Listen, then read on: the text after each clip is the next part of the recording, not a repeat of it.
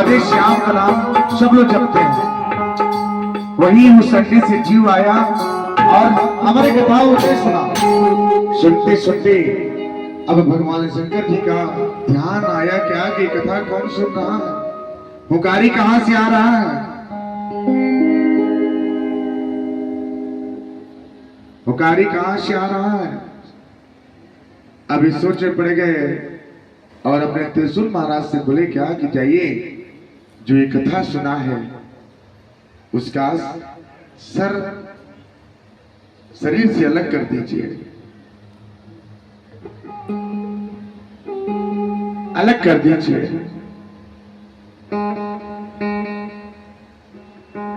अब ये और जो कथा सुना था शुक महाराज, अब जो सुन लिए तो भागते भागते चले गए।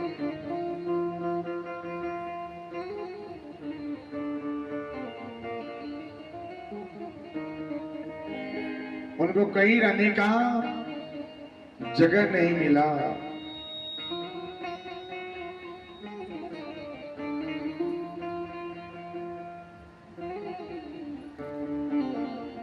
अब इनको कहीं रहने का जगह नहीं मिला। अब करे तो करे क्या। अब गए वहां भी व्यास जी की जो धर्मपत्नी थी वो आंगन में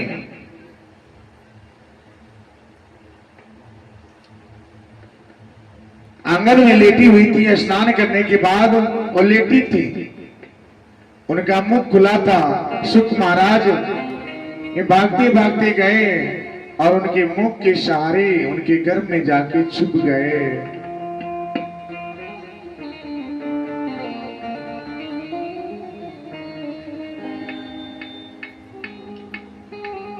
अब त्रिशूल महाराज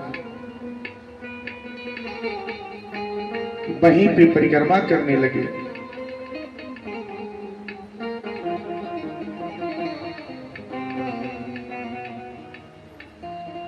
व्यास जी का आगमन होता है। व्यास जी देखिए क्या है तो भगवान शंकर जी का त्रिशूल आंगन में।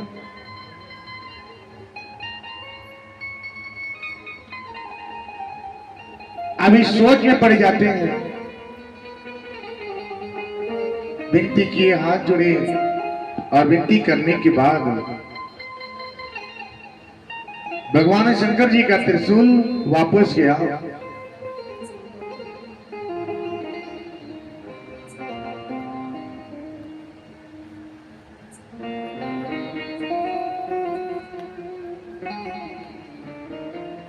अभी शुक महाराज व्यास जी की पत्नी के गर्भ में जाके छुप गए। व्यास जी कुछ समय व्यतीत हो गया।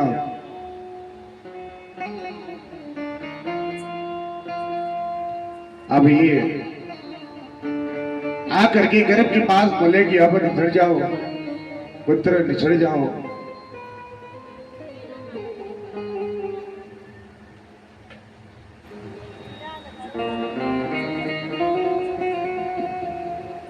अभी कई बार बोले, कितनी बार बोले, लेकिन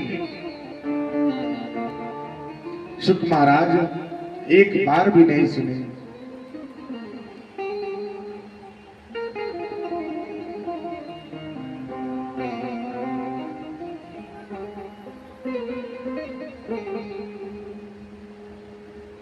मन में बस के सावरे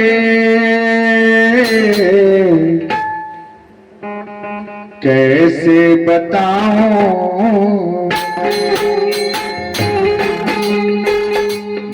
में बसे सावरे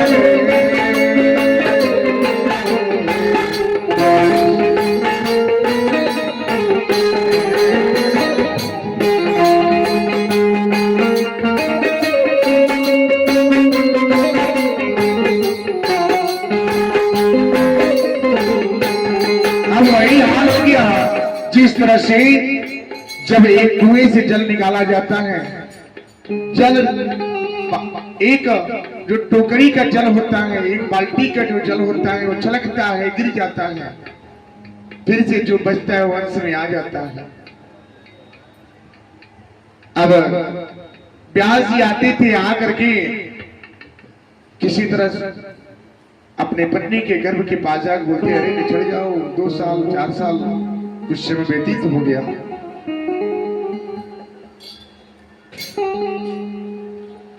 व्यतीत हो गया।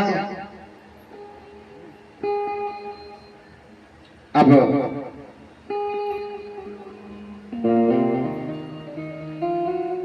जब भी समय आता था वो आके बोल के जाते थे, लेकिन ये बोलते कि ना,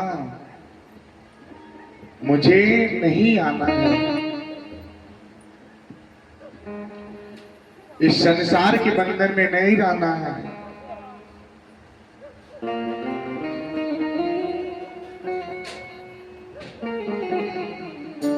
ब्याज फिर से चले जाते थे। एक बार के समय है, एक बार की समय है। वहां करके वो गर्भ के पास बोले कि अरे पुत्र निछड़ जाओ, अरे पुत्र निछड़ जाओ, समय हो गया है। ये बोले ना, आप मुझे वचन दीजिए,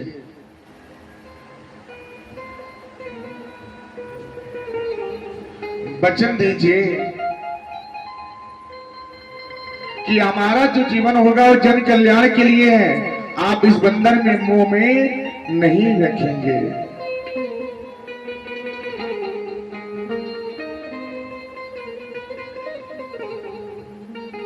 गृहस्थ जीवन है, बंधन में तो रहना ही है, लेकिन कैसे वचन देवे?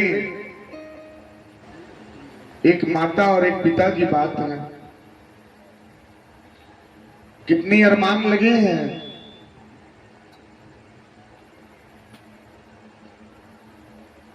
अब आकर के बोले ठीक है, हम वचन देते हैं, आप निकल जाओ, निछड़ जाओ, बाहर आ जाओ, मां के गर्भ से अब आ जाओ। उस दुनिया से निकल आइए। अब शुक महाराज अपने मां के गर्भ में ही सब ज्ञान अर्जित कर रहे थे। 16 साल किशोरावस्था तक वो अपने मां के गर्भ में थे।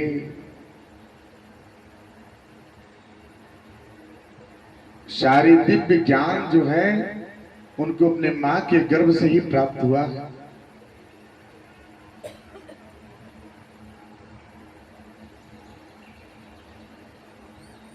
एक दिन की बात है, अब व्यास जी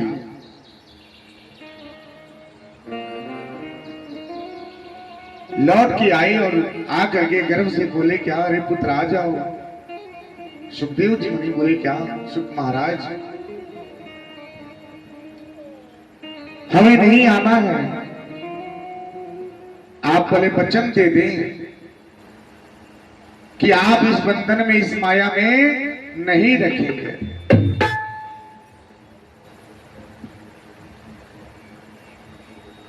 अब वचन कैसे दे?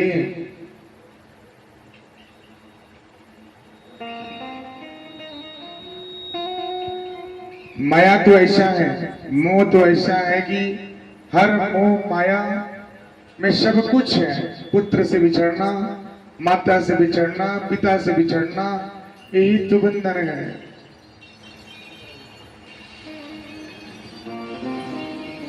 एक माँ बाप एक पुत्र को जन्म देते हैं। जन्म देने के बाद पुत्र की आयु अभी कम ही रहता है, तब तक अंतिम बुलावा पिता का हो जाता है।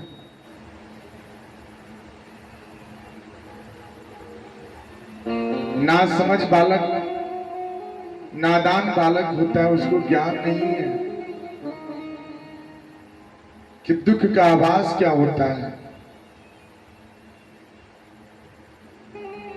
जन्म मृत्यु क्या होता है। जन्मे बालक के सामने कुछ भी रखे उसको आभास नहीं है, क्योंकि उसको ज्ञान नहीं है।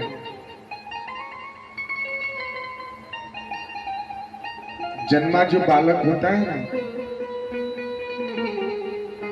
जन्म लेने के बाद जब तक वो जन्म नहीं लेता अपने माँ के घर में सब कुछ उसको याद रहता है, सब याद रहता है उसकी माँ के घर में, पिछले जन्म की कथा उसको याद रहती है। लेकिन वो जन्म जब लेता है ना, लेने के बाद वो अपने पांव की जब अंगूठे को जब मुंह से स्पर्श कर लेता है तो सब कुछ भूल जाता है, उसकी शक्ति खत्म हो जाता है।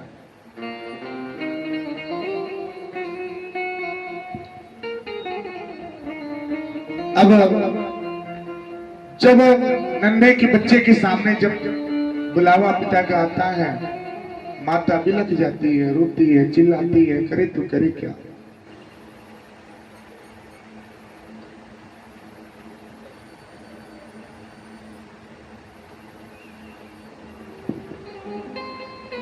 करे क्या, अपने आप को समझाती है, बिलखती है, बोलती है क्या।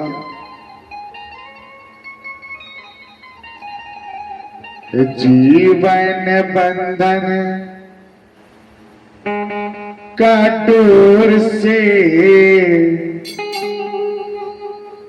जीवन बंधी है ये डोर से,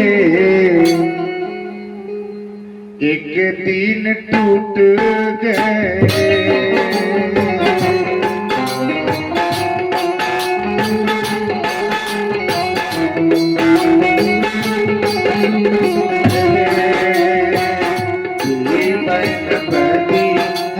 डोर से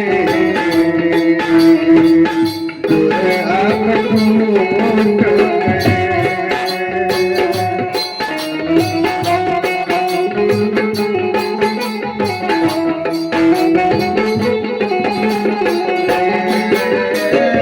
सबकी सुख पद डोर से, सबकी सुख पद डोर से,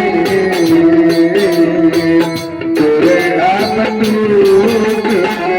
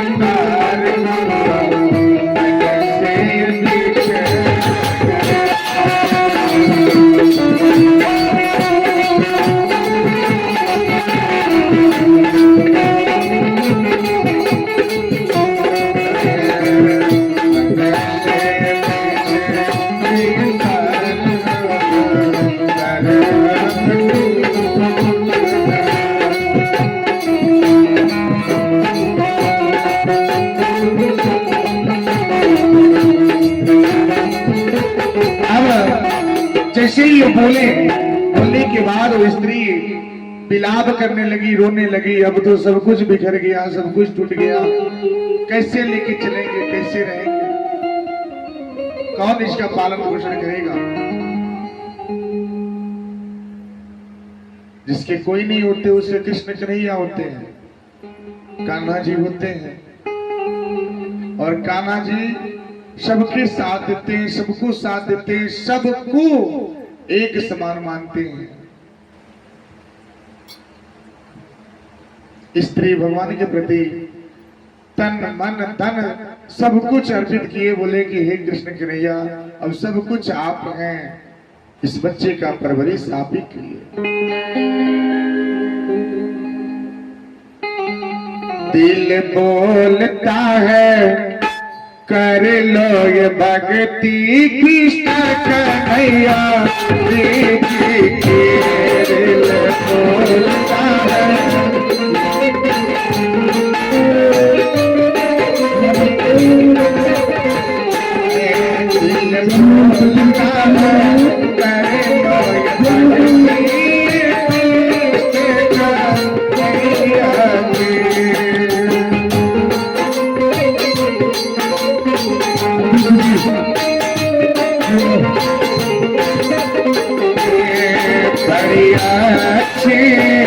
लगती भक्ति मूर्ति का कन्हैया के।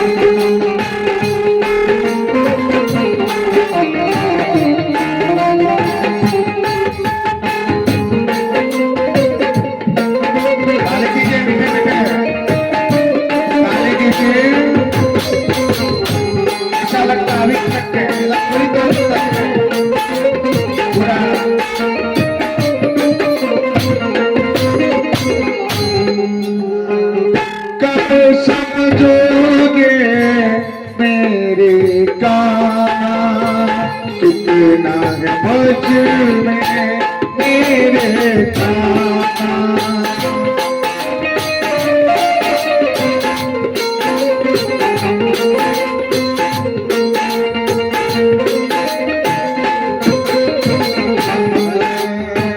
कब समझोगे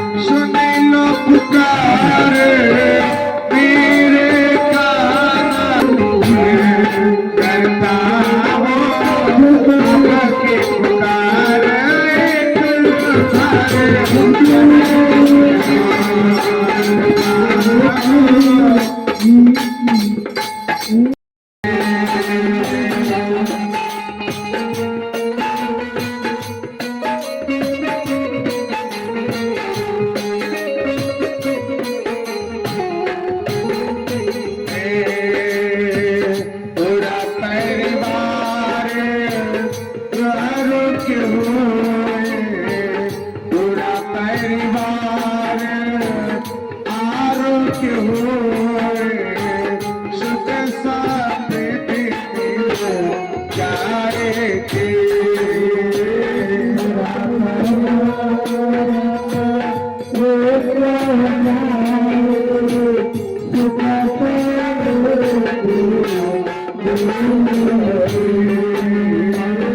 अरे मेरे काना आशीष देना अरे मेरे काना आशीष देना पति पत्नी को आशीष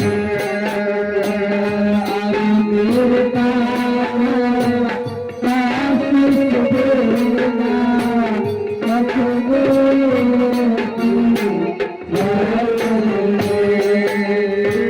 सुख समृद्धि अब घर आवे सुख समृद्धि अब घर आवे सुख दुर्लभ जाए